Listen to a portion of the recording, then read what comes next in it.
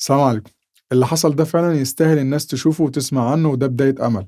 حابب أشكر كل الفريق الطبي بجامعة عين شمس اللي بيجاهدوا بقى لهم سنين وشهور بالتدريب في اليابان والسعودية علشان يتم تفعيل زراعة الرئة في مصر، وبدأوها بالجزء الأصعب وهو زراعة رئة من متبرع حي، ونتمنى من الدولة إن هي تسعى في تفعيل الزراعة من متوفي جديد لأن ده هيساهم ويسرع من إنقاذ ملايين من المرضى. تخيل بنت عندها 28 سنة بتعاني من فشل تام في التنفس وعايشة على الأكسجين طول الوقت وفي انتظار موتها.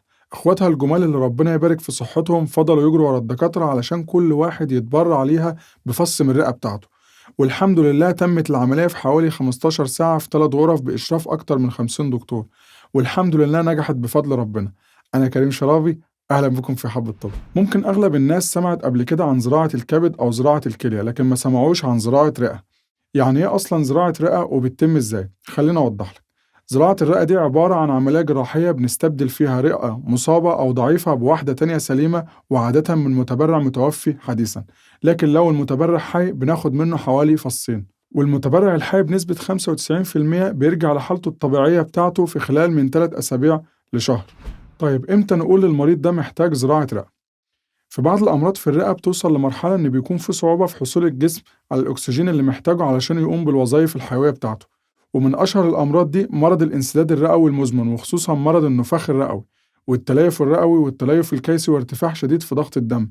بس لازم ناخد بالنا إن الأمراض دي غالبا ممكن المريض يتعايش معاها بالأدوية أو أجهزة التنفس الخاصة، لكن أحيانا بتتدهور حالة الرئة لمرحلة تهدد حياة المريض، وساعتها ما يبقاش قدامنا حل غير زراعة الرئة. طيب إيه هي المخاطر والمضاعفات اللي ممكن تحصل بعد عملية الزرع؟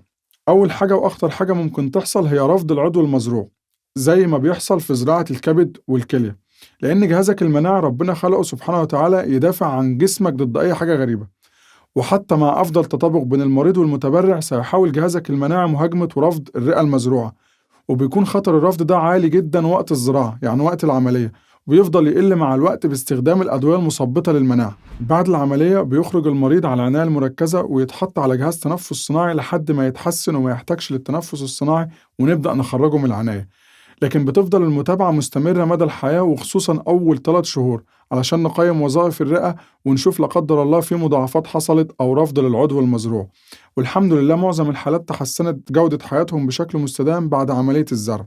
علشان كده بنتمنى من الدولة إنها تسعى في تفعيل الزراعة من متوفي حديثا عشان ننقذ ملايين من مرضى الفشل الكبدي والكلوي والرئوي، وكمان الزراعة من متوفي حديثا بتكون أسهل من المتبرع الحي، وربنا يحفظنا جميعا.